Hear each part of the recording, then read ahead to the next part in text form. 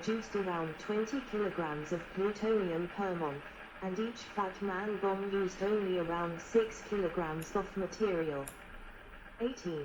Because of the simplicity of the gun-type design, laboratory testing could establish that its parts worked correctly on their own. For example, dummy projectiles could be shot down the gun barrel to make sure they were seated correctly onto a dummy target. By comparison with the implosion design, it was much more difficult to establish absence of a full-scale test whether the necessary simultaneity of compression had been achieved. While there was at least one prominent scientist who advocated for a full-scale test of Little Boy, Ernest O. Lawrence, by the spring of 1945 the Little Boy was regarded as nearly a sure thing, and was expected to have a higher yield than the first-generation implosion bombs. 19. The Little Boy incorporated various safety mechanisms. An accidental detonation of a fully assembled weapon was very possible. For example, should the bomber carrying the device crash, then the hollow bullet could be driven into the target cylinder, possibly detonating the bomb from gravity alone, though tests suggested this was unlikely, but easily creating a critical mass that would release dangerous amounts of radiation. 20. And crash of the B-29 and subsequent fire could trigger the explosives, causing the weapon to detonate. 21. If immersed in water, the uranium components were subject to a neutron moderator effect, which would not cause an explosion but would release radioactive contamination. For this reason, pilots were advised to crash on land rather than at sea. 20. Ultimately, Parsons opted to keep the explosives out of the Little Boy bomb until after the B-29 had taken off, to avoid the risk of a crash that could destroy or damage the military base the weapon was being launched from. Design. The gun assembly method. When hollow uranium projectile was driven onto the target cylinder, a nuclear explosion resulted. The Little Boy was 120 inches, 300 centimeters, in length, 28 inches, 71 centimeters, in diameter, and weighed approximately 9,700 pounds, 4,400 kilograms. 22. Their design used the gun method to explosively force a hollow subcritical mass of enriched uranium and a solid target cylinder together into a supercritical mass, initiating a nuclear chain reaction. 23. This was accomplished by shooting one piece of the uranium onto the other by means of 4 cylindrical sealed bags of cordite powder. This was a widely used smokeless propellant consisting of a mixture of 65% nitrocellulose, 30% nitroglycerin, 3% petroleum jelly, and 2% carbamide that was extruded into tubular granules. This gave it a high surface area and a rapid burning area, and could attain pressures of up to 40,000 pounds per square inch, 280,000 kPa. Cordite for the wartime Little Boy was sourced from Canada.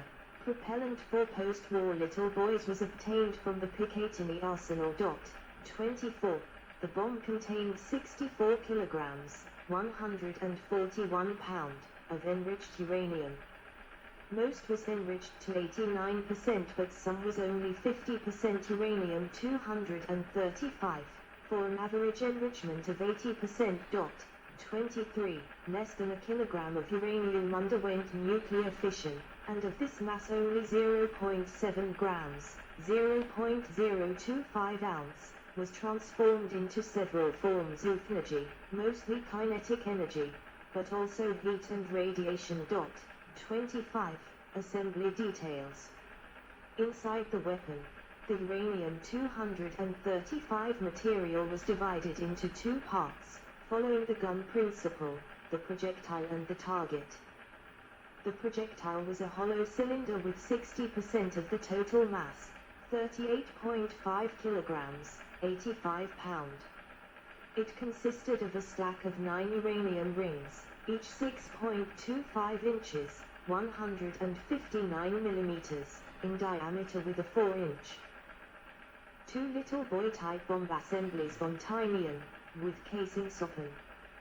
For Unit L1, in the foreground boxes containing hardware for the clock timers, radar fusing units, and batteries are visible and arranged around the central gun tube.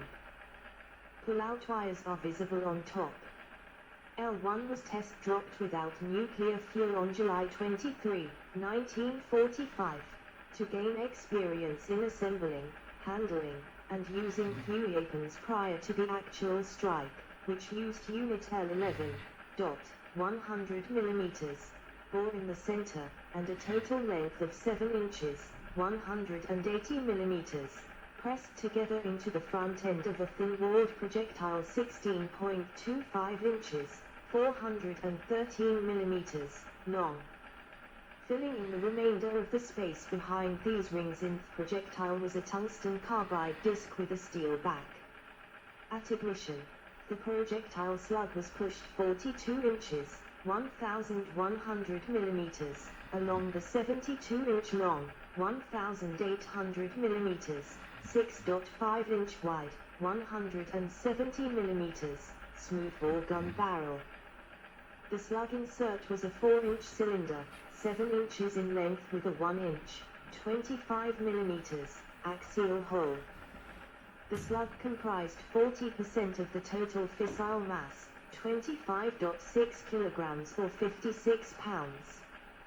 The insert was a stack of 6 washer-like uranium discs somewhat thicker than the projectile rings that were slid over a 1-inch rod.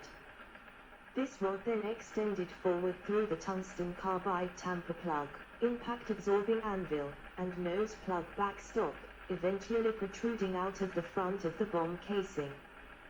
This entire target assembly was secured at both ends with lock nuts.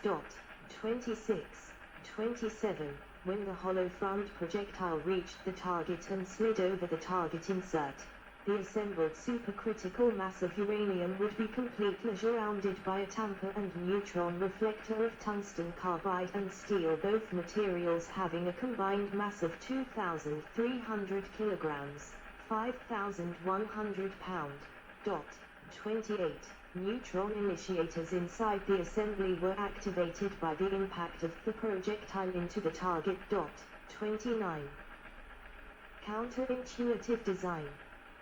For the first 50 years after 1945, every published description and drawing of the little boy mechanism assumed it a small, solid projectile was fired into the center of a larger, stationary target. 30.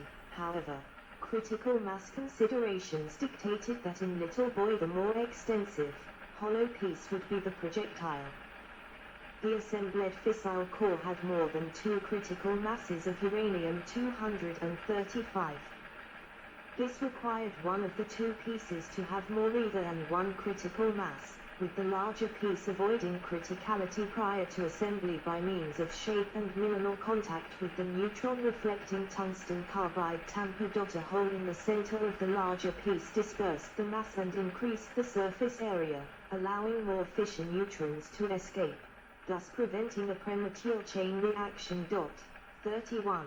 But, for this larger, hollow piece to have minimal contact with the tamper, it must be the projectile, since only the projectile's back end was in contact with tamper prior to detonation. The rest of the tungsten carbide surrounded the subcritical mass target cylinder, called the insert by the designers, with airspace between it and the insert. This arrangement packs the maximum amount of fissile material into a gun assembly design. 31. Fuse system. Arming plugs for a Little Boy type atomic bomb on display at the National Air and Space Museum S. Stephen F. Udvar-Hazy Center. The fusing system was designed to trigger at the most destructive altitude, which calculations suggested was 580 meters, 1,900 feet. It employed a 3-stage interlock system SAD Smiley 32. A timer ensured that the bomb would not explode until at least 15 seconds after release, 1/4 of the predicted fall time, to ensure the safety of the aircraft. The timer was activated when the electrical pull-out plugs connecting it to the airplane pulled loose as the bomb fell, switching it to its internal 24-volt battery and starting the timer. At the end of the 15 seconds, the bomb would be 3,600 feet, 1,100 m, from the aircraft, and the radar altimeters were powered up and responsibility was to the barometric stage. 32. The purpose of the barometric stage was to delay activating the radar altimeter firing command circuit until near detonation altitude. A thin metallic membrane enclosing a vacuum chamber, a similar design is still used today in old-fashioned wall barometers, gradually deformed as ambient air pressure increased during descent. The barometric fuse was not considered accurate enough to detonate the bomb at the precise ignition height, because air pressure varies with local conditions. When the bomb reached the design height for this stage, reportedly 2,000 meters, 6,600 feet, the membrane closed a circuit, activating the radar altimeters. The barometric stage was added because of a worry that external radar signals might detonate the bomb too early. 32. Two or more redundant radar altimeters were used to reliably detect final altitude. When the altimeters sensed the correct height, the firing switch closed, igniting the 3-Buord Mk15 Mod 1 Navy gun primers in the breech plug, which set off the charge consisting of 4 sealed powder bags each containing 2 pounds, 910 g, of WM slotted tube cordite. This launched the uranium projectile towards the opposite end of the gun barrel at an eventual muzzle velocity of 300 meters per second, 980 foot forward/s. Approximately 10 milliseconds later the chain reaction occurred, lasting less than 1 microsecond. The radar altimeters used were modified U.S. Army Air Corps APS-13 tail warning radars, nicknamed Archie, normally used to warn a fighter pilot of another plane approaching from behind. 32. Rehearsals. Little boy in the bomb pit on Tinian Island, before being loaded into Enola Gay's bomb bay. A section off bomb bay door is visible on the top right. The Little Boy pre-assemblies were designated L1, L2, L3, L4, L5, L6, L7, and L11. Of these, L1, L2, L5, and L6 were expended in test drops. The first drop test was conducted with L1 on the 23rd of July, 1945. It was dropped over the senior Tinian in order to test the radar altimeter by the B-29, later known as Big Sting, piloted by Colonel Paul W. Tibbets, the commander of the 509th Composite Group. 2 more drop tests over PC were made on the 24th and the 25th of July, using the L2 and L5 units in order to test all components. Tibbets was the pilot for both missions, but this time F-bomber used was the one subsequently known as Gibbet. L6 was used as a dress rehearsal on the 29th of July. The B-29 next objective, piloted by Major Charles W. Sweeney, flew to Iwo Jima, where emergency procedures for loading the bomb onto a standby aircraft were practiced. This rehearsal was repeated on the 31st of July, but this time L6 was reloaded onto a different B-29, Enola Gay, piloted by Tibbets, and the bomb was test dropped near Tinian. L11 was the assembly used for the Hiroshima bomb, and was fully assembled with its nuclear fuel by 31 July. 33, 34, bombing of Hiroshima. Enola Gay after Hiroshima mission, entering hard stand. ITIS in its 6th Bombardment Group livery, with Victor number 82 visible on fuselage just forward of the tail fin.